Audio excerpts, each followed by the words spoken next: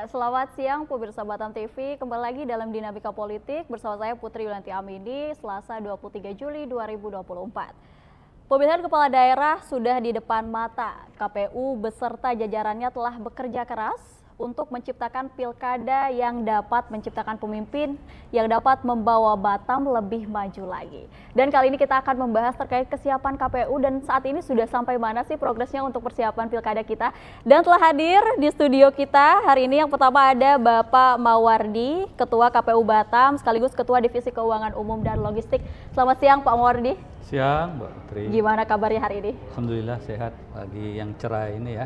Tadi siang cerah ini, dari pagi sebenarnya kami sudah keliling juga dengan beberapa kegiatan, termasuk dari pagi saya menghadiri RRI, sore ini sampai lagi di Batam TV. Oke, berarti masih semangat ya Pak? Tetap semangat, Tetap harus selalu semangat ya, meskipun ini udah menjelang siang kayaknya udah mulai agak nguap sedikit, kita gas aja gitu ya. Oke, dan satu lagi ada Bapak Bosar Hasibuan, anggota KPU Batam atau Ketua Divisi Hukum dan Pengawasan Internal. Selamat siang Pak Bosar. Selamat siang Mbak Putri. Berjumpa kembali kita dengan pembahasan yang sama, tapi sekarang bedanya pilkada ya? Iya betul, Alhamdulillah bisa ketemu kembali. Sehat? Alhamdulillah sehat. Alhamdulillah sehat, dan tentunya masih semangat juga kayak Pak Mawardi lah ya? Wajib semangat. Wajib semangat lah, apalagi mungkin Pak Mawardi juga sudah memberikan pancaran-pancaran semangat, artinya anggotanya juga harus ikut dong gitu ya? Iya pasti. Oke. Ini memang tidak disengaja gitu ya, kita bajunya matching warna biru iya, betul. gitu ya Pak ya. Kita tadi sempat ngobrol sedikit, memang ada dress code-nya ya di KPU ya Pak ya, betul. Itu ya? Setiap hari Selasa kita pakai dress code warna biru. Seru banget kayaknya ya, memang setiap hari ada dress code-nya ya. Iya.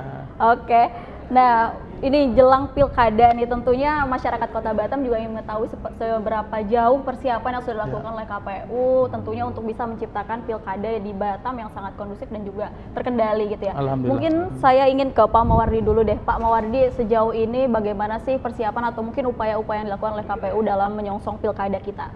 Baik. Alhamdulillah sampai hari ini ya kita sudah melakukan secara simultan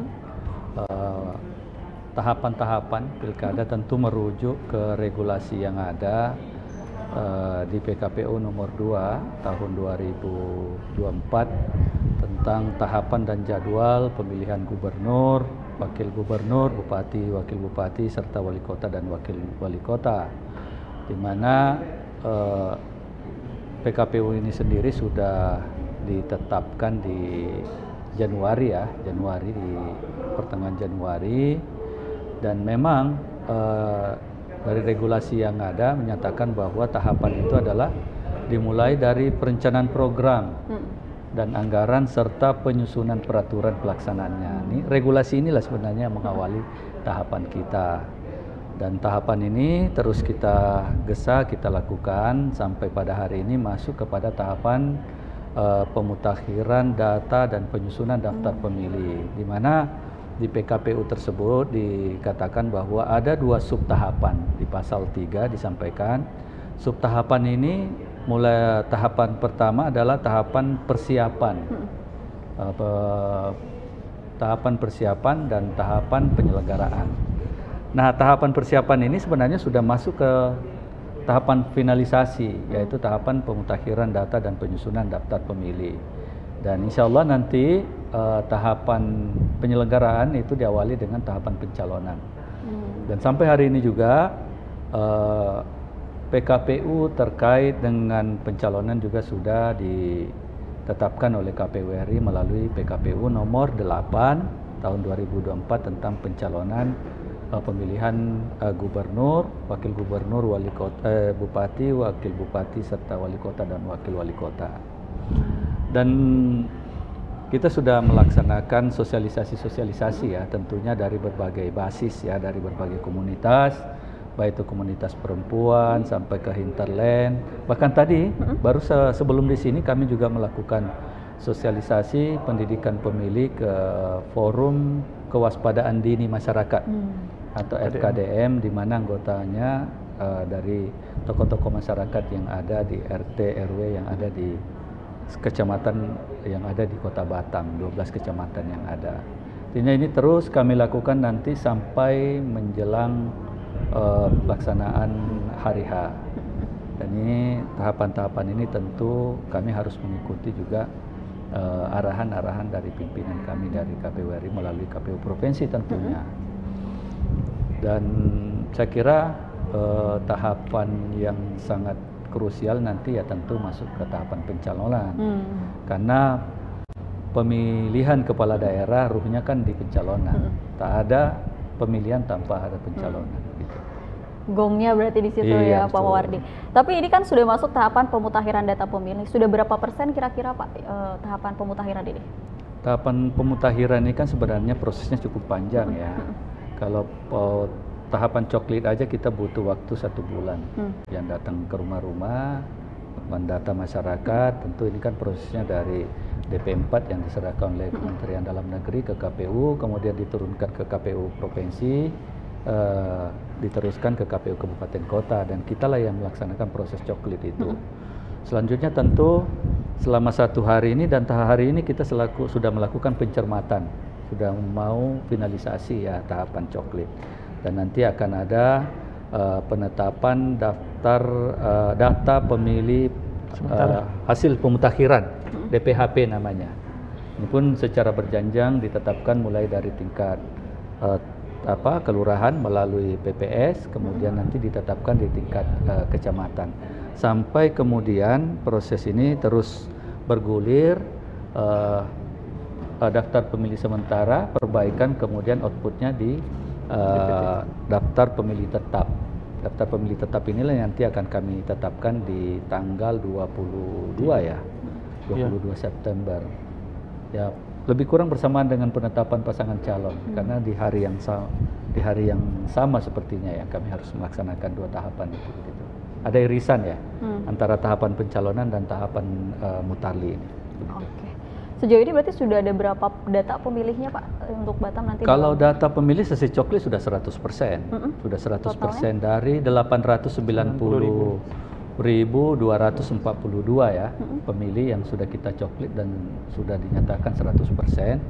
Dan estimasi dari hasil sinkronisasi, data hasil sinkronisasi kita itu sudah dari estimasi 1.811 TPS.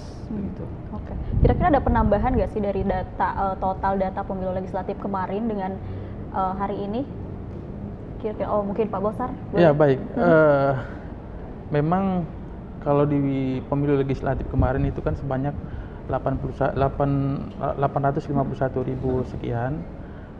Namun hari ini ketika DP4 diturunkan itu sudah 890.000-an.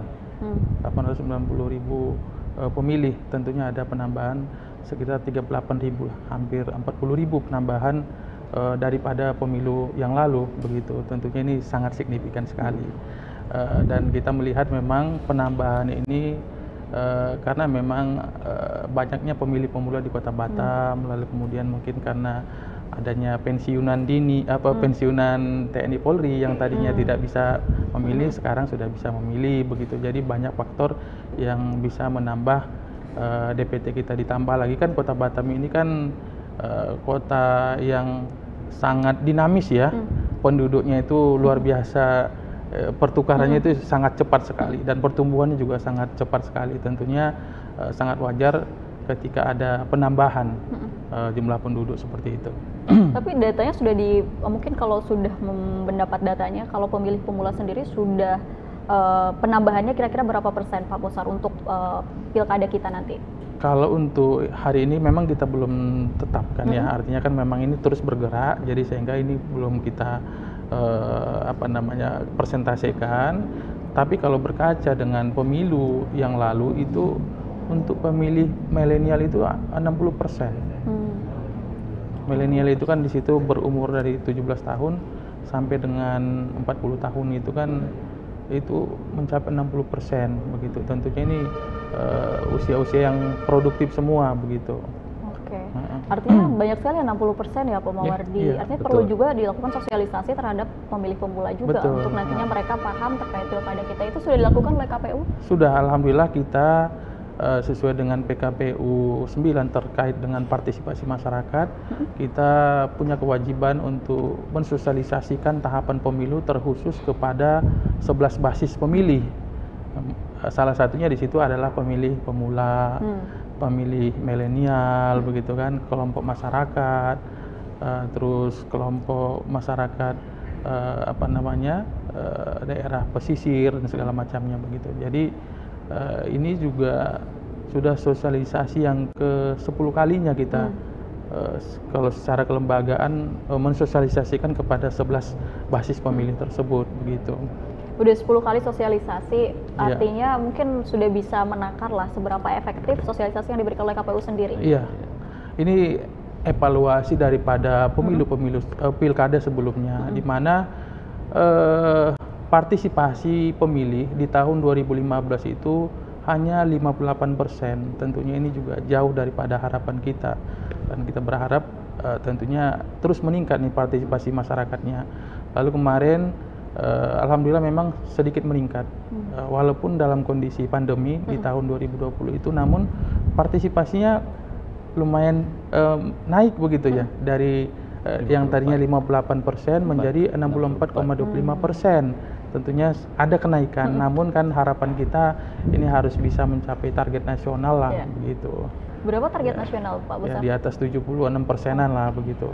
Kira-kira nanti di pilkada kita akan meningkat lagi nggak partisipasi pemilih ini Pak Wardi? Tentu harapan dengan segala ikhtiar ya yang kita lakukan, sosialisasi, terus sinergitas yang kita lakukan juga dengan beberapa stakeholder, dukungan dari pemerintah daerah juga, tentu tidak hanya dukungan dari dana hibah yang disampaikan ke KPU, tetapi juga dukungan bagaimana masyarakat termotivasi untuk menyalurkan hak konstitusionalnya.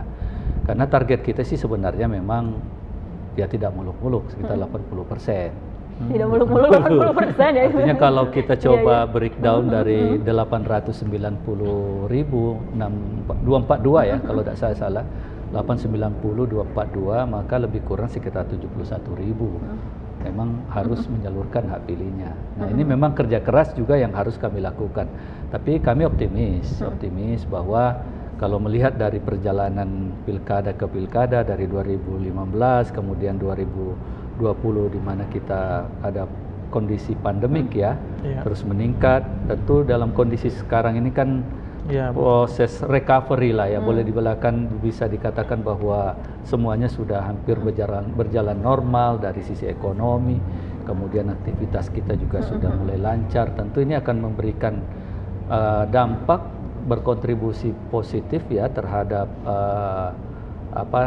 partisipasi pemilih kita ke nanti di pileg ini ya, di pilkada ini. Karena memang di pileg kemarin kita meskipun secara lokal Batam sendiri hanya di posisi 70 sekian persen, tapi setidaknya itu bisa menjadi gambaran.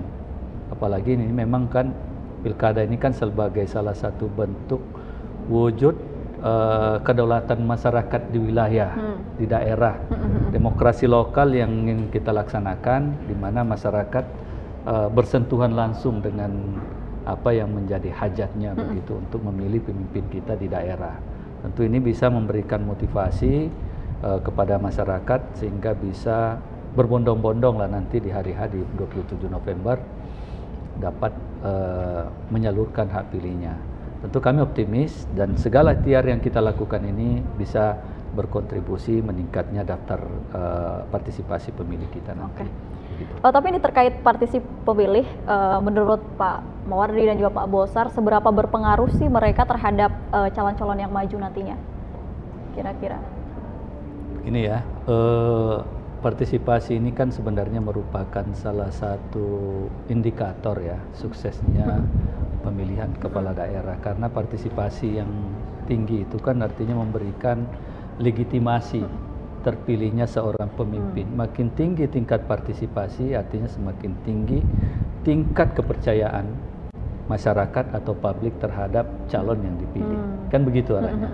Tidak hanya itu saja, tentu ada faktor-faktor lain juga yang mampu memberikan kontribusi terhadap kualitas sebuah pemilu. Di samping partisipasi pemilih juga peran daripada penyelenggara itu juga sangat menjadi indikator yang sangat menentukan suksesnya sebuah pemilihan kepala daerah. Tentu dalam artian bahwa penyelenggara itu harus on the track, ya, punya integritas, bekerja secara profesional. Dan inilah mungkin yang memang yang harus kami sumbangkan sebagai penyelenggara untuk pelaksanaan pilkada kita di 2024 ini begitu. Oke, sebelum kita break nih, aku mau tanya dulu. Ini kita tahu sendiri bahwa hari ini, saat ini partai politik ramai-ramai mendukung calon yang salah satu calon. Ya, satu calon, Bapak Amsakar Ahmad. Jika seandainya nanti melawan kota kosong, apakah KPU yakin bahwa partisipasi pemilih kita masih tetap tinggi? Mungkin dari saya dulu ya, mungkin secara analisa kita secara empiris ya, secara empiris bahwa melihat konstelasi politik yang berkembang di tingkat lokal ini kan memang sangat dinamis ya. Bahkan satu persatu dukungan ataupun rekomendasi partai politik mengalir ke salah satu pasangan calon. Tetapi kan pertarungan ataupun konstelasi menjelang proses pendaftaran pencalonan ini kan juga sangat tinggi nantinya. Tentu ada juga calon-calon lain atau pasangan calon yang terus melakukan upaya juga supaya bisa terjaring sebagai pasangan calon. Nah, tentu ini akan kita lihat nanti di detik-detik terakhir, karena biasanya begitu ya, dinamikanya akan semakin tinggi ketika di detik-detik terakhir. Semuanya bisa saja berubah, ya kan? Tapi saya yakin sih bahwa pemilu kita di Kota Batam ini akan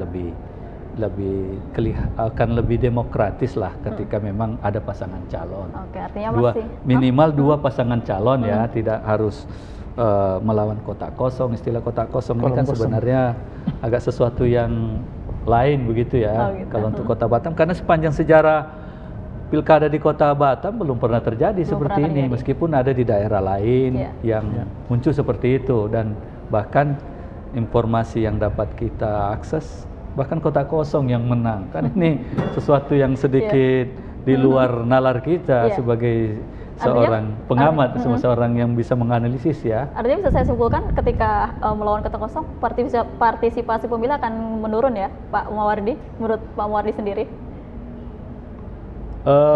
Sebenarnya tergantung apa ya situasinya kita, ya, tergantung situasinya ya, betul. Ya. Pak Bosar, mungkin menurut Pak Bosar sendiri dari ketika melawan kota kosong, apakah partisipasi pemilih akan tetap tinggi? Seperti tadi yang disampaikan oleh Pak Mawardi kan optimis di 80%. Iya, tentulah kami sebagai penyelenggara harus optimis dong. Harus optimis, betul. Apapun kejadiannya, karena sebenarnya memang kesemuanya harus jalan. Partai politik sebagai peserta pemilu tentu juga harus menjalankan porsinya sebagai peserta pemilu. Kami juga penyelenggara terus berjalan, bagaimana pelaksanaan pilkada juga berjalan dengan lancar, dengan indikator salah satunya harus partisipasi pemilih harus tinggi.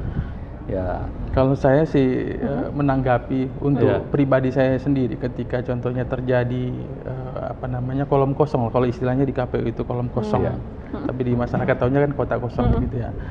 Jadi itu salah satu indikator krisis kepemimpinan kan, begitu.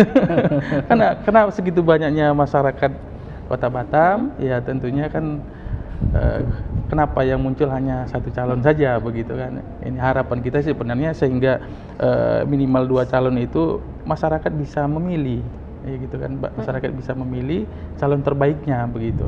Namun kolom kosong itu tidaklah istilahnya melanggar ketentuan begitu, dan itu juga ada tahapannya di KPU itu. Ketika nanti contohnya sudah kita perpanjang nanti pada saat pendaftaran nanti, di akhir masa pendaftaran ternyata hanya satu calon, kita perpanjang lagi. Namun ketika sudah diperpanjang kemudian terdapat hanya satu calon, ya tetap kita verifikasi administrasinya. Ketika itu memenuhi syarat, maka kita tetapkan sebagai calon begitu. Oke, baik. Kita akan kembali dan ngobrol-ngobrol juga terkait progres KPU ya sejauh ini. Tapi kita akan jeda setelah pariwara berikut ini, tetap di Dinamika Politik.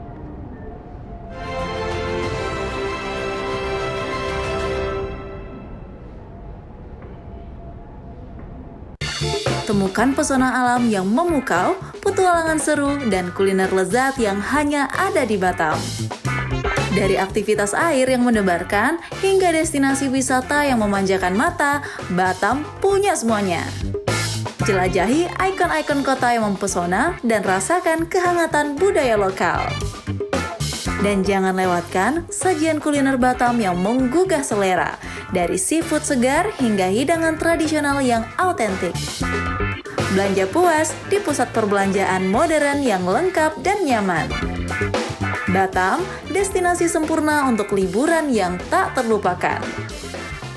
Saksikan program Amazing Batam, program yang memberikan edukasi kebudayaan, wisata religi, dan destinasi wisata yang ada di kota Batam hanya di Batam TV. Amazing Batam, enjoy the new city. Tayang setiap hari hanya di Batam Televisi. Amazing Batam, enjoy the new city. Saat ini masalah kesehatan jiwa semakin mendapatkan perhatian dunia. Catatan redaksi, program dialog informatif yang menghadirkan narasumber untuk membahas isu terkini, memberikan pemahaman mendalam dan perspektif beragam mengenai peristiwa dan perkembangan terbaru di sekitar Batam dan Kepulauan Riau. Catatan redaksi hadir setiap Kamis pukul 14 waktu Indonesia Barat, hanya di Batam TV Inspirasi Kepri. Kita satu komando, kita dengar arahan. Selamat malam, saudara, senang sekali Detak Kepri Malam kembali hadir. Detak Kepri hadir setiap hari Senin hingga Sabtu pukul 13 hingga 14 waktu Indonesia Barat dan pukul 19 sampai dengan 20 waktu Indonesia Barat. Detak Kepri menyajikan fakta, cerdas, dan bisa dipercaya. Hanya di Batam TV Inspirasi Kepri. Dialog khusus menghadirkan narasumber yang ahli di bidangnya. Wisatawan Malaysia yang non orang Johor juga salah satu tujuannya Johor ini. Dinas Pariwisata Kabupaten Karimun itu mempunyai target. Adanya kolaborasi, artinya tanpa ada kolaborasi harus berjalan sendiri, apalagi di unsur pemerintah. Jadi usia batu yang ada di Natuna itu sampai 188 juta tahun yang lalu. DPRD Kota Batam bersama pemerintah Kota Batam menjadi tanggung jawab kita bersama. Jadi KPP ini lahir, makanya namanya juga Kaukus. Ya, Kaukus itu sebenarnya organisasi yang sifatnya temporer. Menyoroti tema menarik dan isu terkini yang terjadi di Kepulauan Riau. Senin sampai dengan Sabtu pukul 3 sore hingga 4 sore waktu Indonesia Barat. Hanya di Batam TV, Inspirasi Kepri.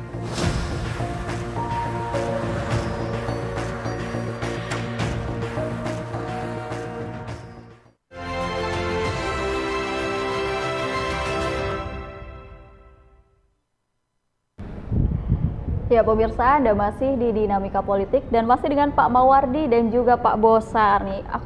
Mungkin kita kembali lagi ke sosialisasi yang sudah dilakukan oleh KPU ya sejauh ini. Kita tahu bahwa pemilih itu bukan hanya orang-orang yang sudah ditentukan ya, ada juga pemilih khusus seperti pemilih pemula, ada juga difabel, mungkin ada juga pensiun. Dan ada nggak sih hal khusus yang dilakukan oleh KPU sendiri dalam melakukan sosialisasi terkait pilkada nanti kepada para pemilih khusus tadi, difabel, pemilih pemula, dan juga mungkin lansia sendiri?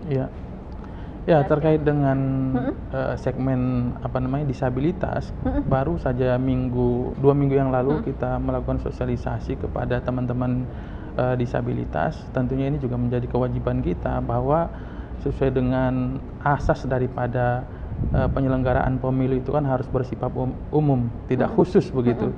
Sepanjang dia sudah memenuhi syarat untuk memilih, tentunya punya hak konstitusi untuk menggunakan hak pilihnya, dan kita punya kewajiban untuk mensosialisasikannya begitu. Makanya ini adalah salah satu segmen yang menjadi prioritas kita, dan memang kita punya kesulitan tersendiri ya berkomunikasi dengan disabilitas. Kalau person to person maka kita undang penyelenggara organisasinya begitu kan. Di Batam komunitasnya kan juga ada begitu, dan inilah memudahkan kita untuk bersosialisasi ke teman-teman disabilitas begitu. Oke. Artinya kalau di Batam sendiri datanya ada berapa pemilih disabilitas? Kalau pemilu yang lalu itu disabilitas itu kan banyak macam bentuknya, tapi secara umum itu di atas 1.500 teman-teman disabilitas begitu. Dan ini juga terus kita melakukan pendataan dan untuk update-nya belum kita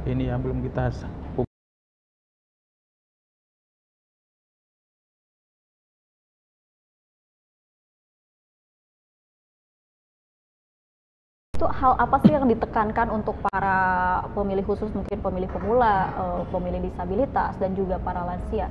Yang paling ditekankan oleh KPU kepada mereka, apa kira-kira poinnya? Iya, pertama itu dalam pendirian TPS, salah satu daripada indikator untuk pendirian TPS itu harus ramah terhadap teman-teman disabilitas. Dan ini harus kita sampaikan, jangan sampai dalam pendirian TPS itu menyulitkan mereka, sehingga ini wajib kita sosialisasikan kepada mereka. Ketika contohnya ada indikasi-indikasi mempersulit mereka, ya segera dikoordinasikan kepada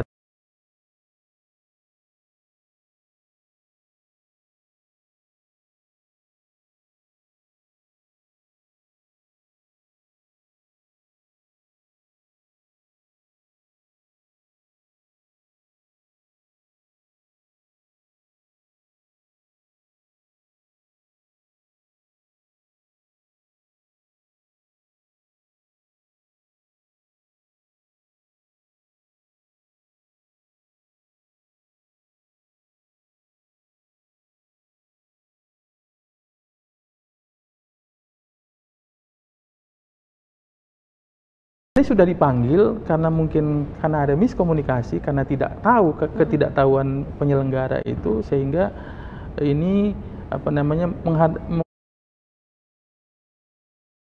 gitu.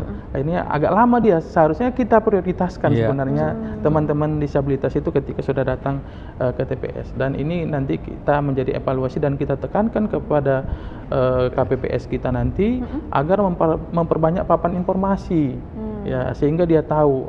Minimal kan kalau tunarungu kan bisa membaca gitu kan, walaupun dia nggak bisa mendengar, minimal dia bisa membaca, begitu. Sehingga ini informasi tadi, makanya kita himbau nanti teman-teman KPPS ini agar memperbanyak papan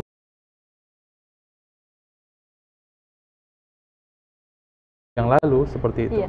Artinya dari kasus yang disampaikan oleh Pak Bosar sendiri, apakah perlu nggak sih Pak Mawardi untuk mungkin di pilkada nanti diadakan TPS khusus untuk para pemilih disabilitas, mungkin agar mereka juga, maksudnya kan ketika KPPS mereka paham juga bahwa ini memang khusus untuk disabilitas, atau seperti apa? Jadi memang sebenarnya kami memberikan atensi khusus ya terhadap pemilih disabilitas, tapi sebenarnya dalam pelaksanaan di lapangan memang tidak ada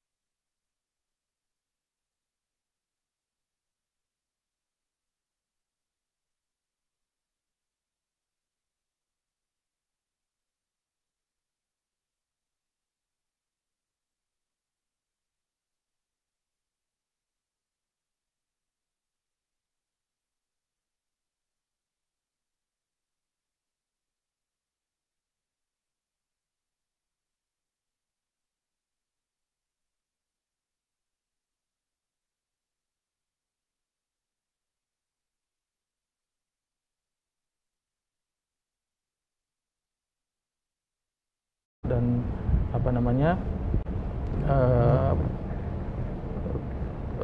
tugas tugas yang dan kewenangan dia di TPS tersebut, saya kira tidak ada masalah sebenarnya dalam hal pelaksanaan pemilu ini. Intinya itu kan sebenarnya pada saat hari H itu gitu. Ketika administrasinya selesai, ketika tugas dia itu dijalankan dengan baik, maka sebenarnya tidak ada PR yang berarti sebenarnya dalam pelaksanaan pilkada ini. Inilah sebenarnya untuk memberikan pemahaman kepada ribuan orang begitu. Kalau kemarin berapa KPPS kita itu? Di 22 ribuan orang begitu kan. Tentunya ini juga terus kita lakukan evaluasi juga, di mana di pemilu sebelumnya itu di BIMTEK hanya 2-3 orang saja. Nah, ini pemilu yang 2024 kemarin kita BIMTEK semuanya. Kita lakukan bimbingan teknis ada 7-7-nya begitu. Artinya agar mendapatkan pemahaman yang sama antar anggota KPPS ini begitu. Ini bagian daripada evaluasi kita untuk meningkatkan kualitas daripada penyelenggaraan pemilu kita, seperti itu.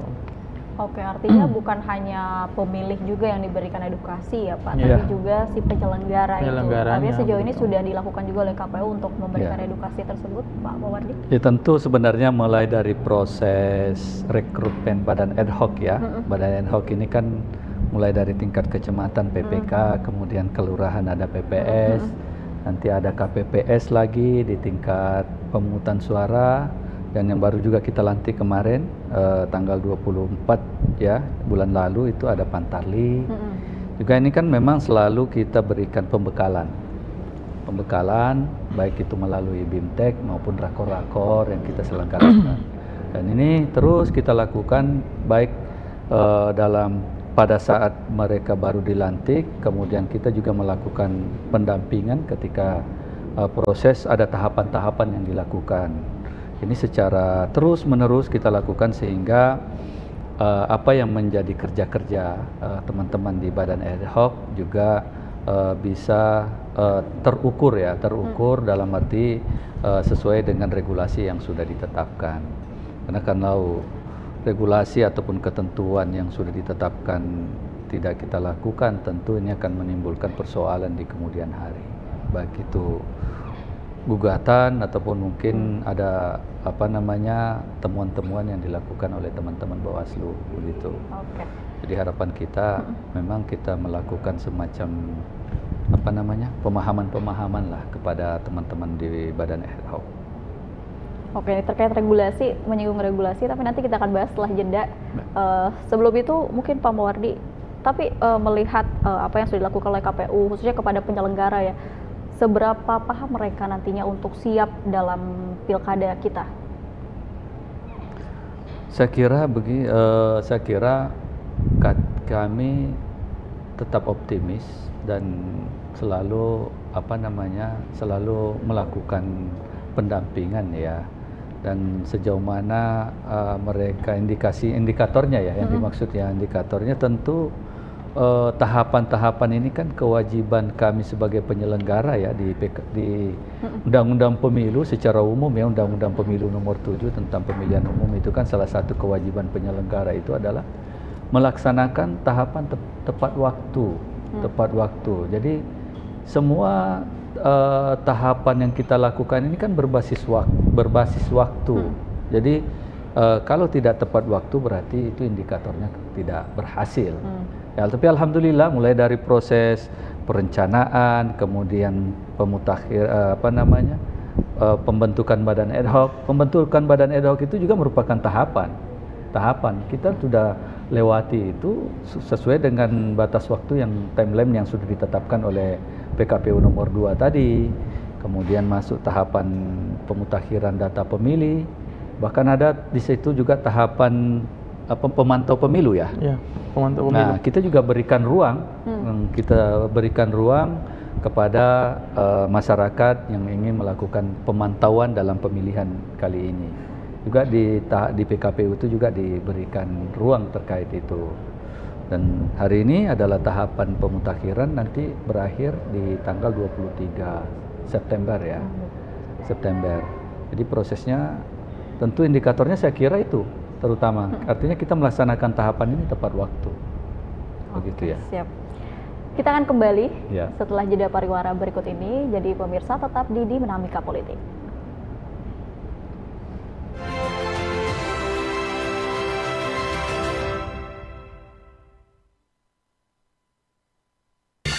Temukan pesona alam yang memukau, petualangan seru, dan kuliner lezat yang hanya ada di Batam.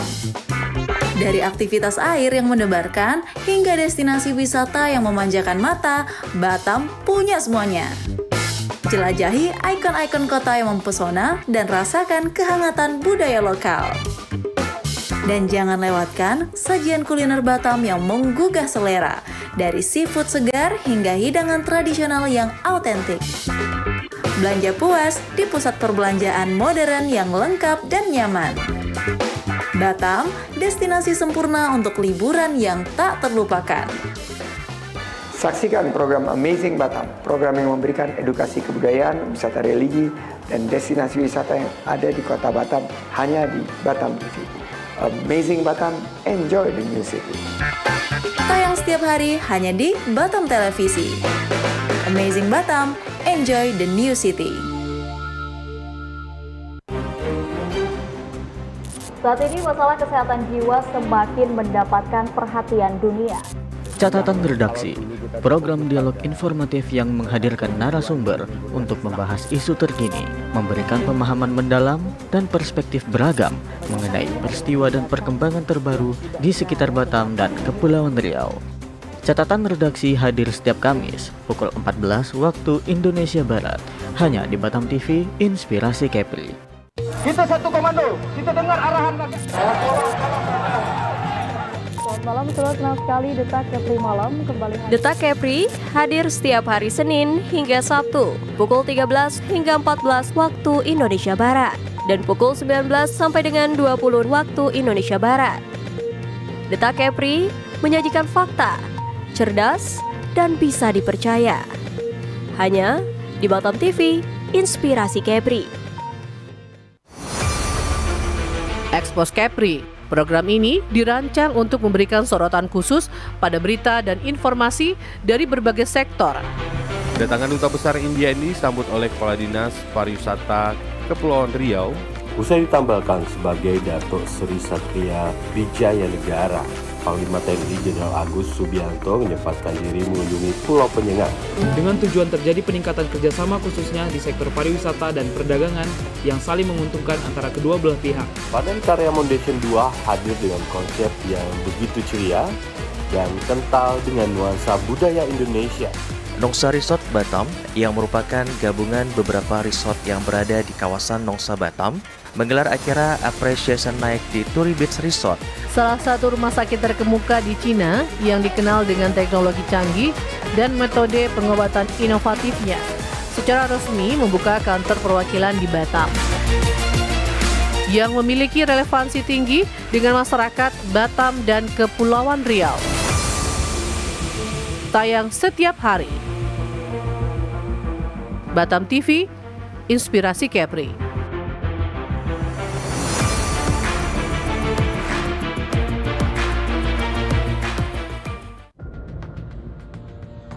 Dialog khusus menghadirkan narasumber yang ahli di bidangnya. Wisatawan Malaysia yang non orang Johor juga salah satu tujuannya Johor ini. Dinas Pariwisata Kabupaten Karimun itu mempunyai target. Adanya kolaborasi, artinya tanpa ada kolaborasi harus berjalan sendiri, apalagi di unsur pemerintah. Jadi usia batu yang ada di Natuna itu sampai 188 juta tahun yang lalu. DPRD Kota Batam bersama pemerintah Kota Batam menjadi tanggung jawab kita bersama. Jadi KPP ini lahir, makanya namanya juga Kaukus. Ya, Kaukus itu sebenarnya organisasi yang sifatnya temporer. Menyoroti tema menarik dan isu terkini yang terjadi di Kepulauan Riau. Senin sampai dengan Sabtu pukul 3 sore hingga 4 sore waktu Indonesia Barat. Hanya di Batam TV, Inspirasi Kepri.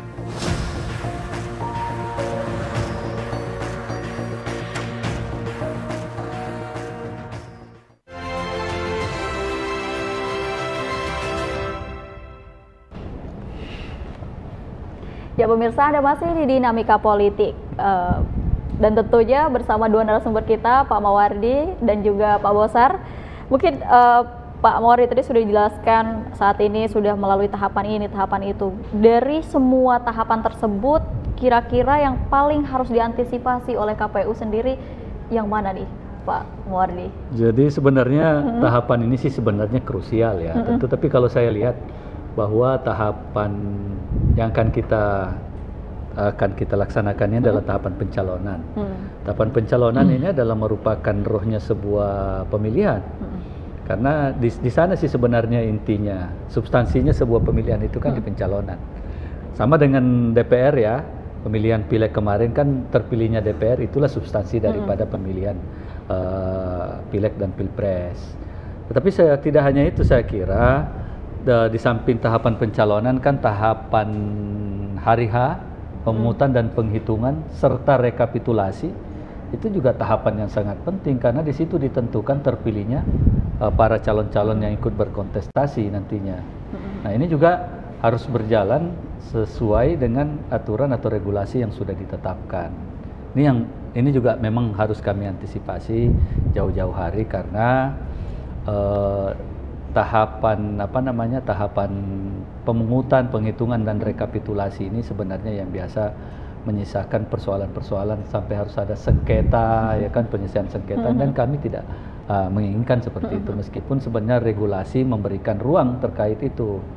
Dan samping tahapan itu tadi, tahapan pemutakhiran atau mutarlid itu juga sangat penting karena dari sinilah sebenarnya ditetapkan adanya berapa jumlah TPS, berapa jumlah logistik yang harus dipersiapkan.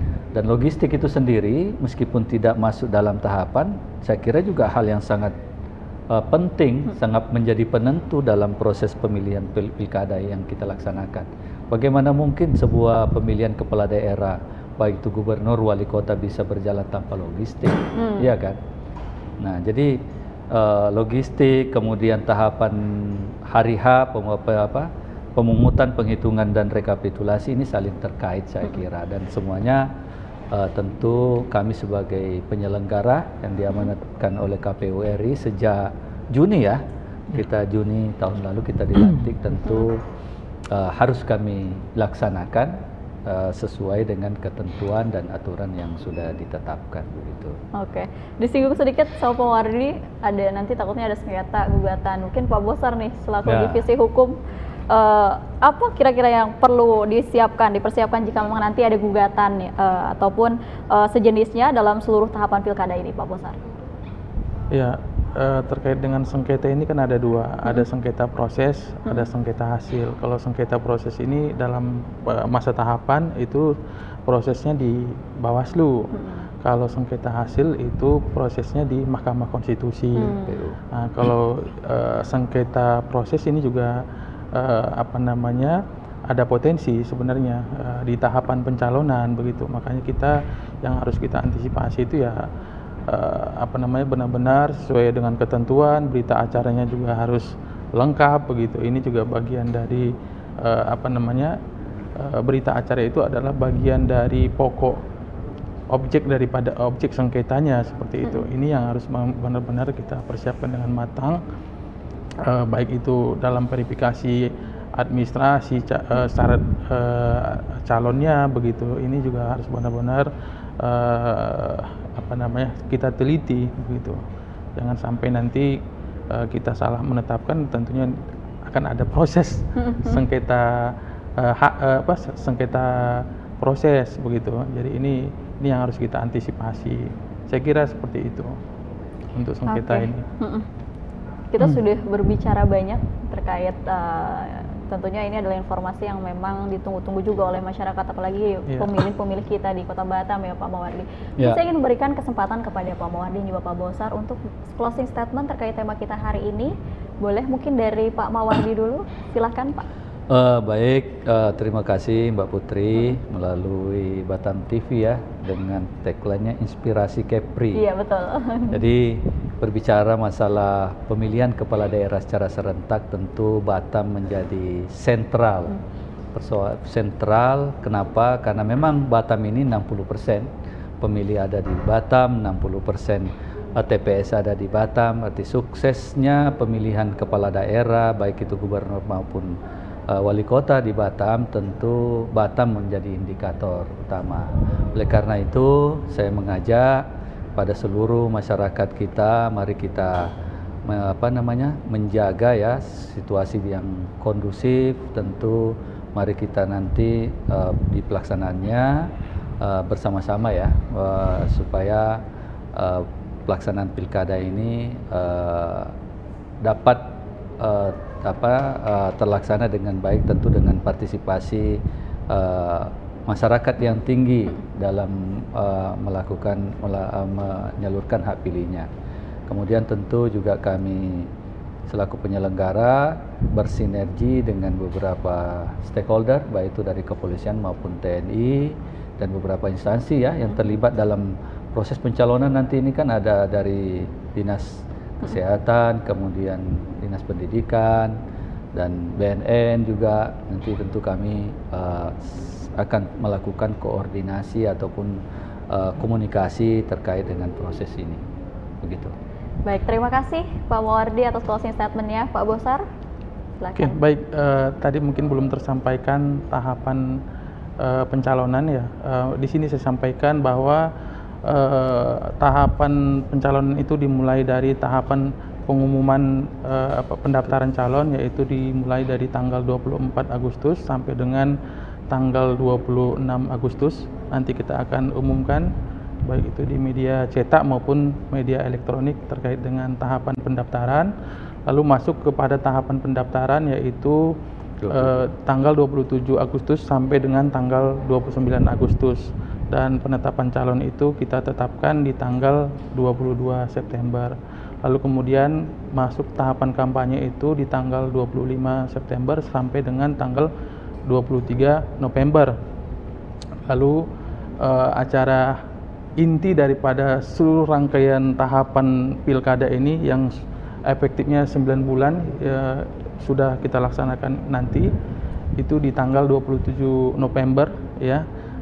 Kami menghimbau kepada seluruh masyarakat, mari kita gunakan hak pilih kita sukseskan pemilihan kepala daerah serentak ini, di mana kita sudah melaksanakan pilkada itu 4 kali ya, tahun 2015, 2017, 2018 dan terakhir kemarin tahun 2020, dan ini adalah pilkada serentak terbesar sepanjang sejarah kepemiluan kita, dan kita juga tentunya banyak evaluasi daripada pemilu-pemilu sebelumnya. Diharapkan kualitas penyelenggaraan pilkada ini semakin baik begitu, terutama tadi terkait dengan partisipasi pemilih. Kita berharap meningkatnya partisipasi pemilihnya begitu. Ini sudah kita jelaskan, bagian dari suksesi daripada pilkada ini adalah tingginya partisipasi pemilih, karena ini juga menyangkut dengan anggaran pilkada begitu ya. Kita sudah cetak surat suaranya, kalau tidak digunakan kan ini kan ada pemborosan begitu, ada mubajir lah. Innal mubajirina ikhwanas syaiton gitu. Insyaallah. Jadi ini mungkin closing statement. Mari sama-sama berbondong-bondong ke TPS, gunakan hak pilih kita. Mungkin itu salam demokrasi buat pendengar Batam TV. Baik, terima kasih Pak Mawardi, Pak Bosar. 1 jam kita sudah berbincang. Tentunya kita semua berharap pesta demokrasi nantinya bisa menyenangkan semua pihak, khususnya untuk masyarakat Kota Batam. Siapapun nanti yang terpilih, KPU telah bekerja keras dan akan dicatat dalam sejarah Kota Batam dalam melahirkan pemimpin 5 tahun ke depan. Saya Putri Amini, sampai jumpa di Dinamika Politik selanjutnya.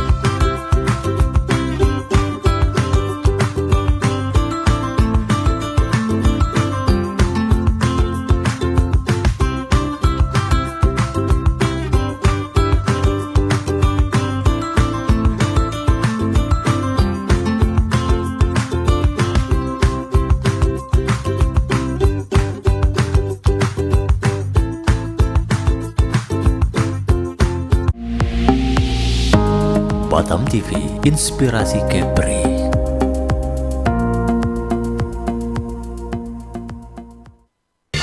Temukan pesona alam yang memukau, petualangan seru, dan kuliner lezat yang hanya ada di Batam.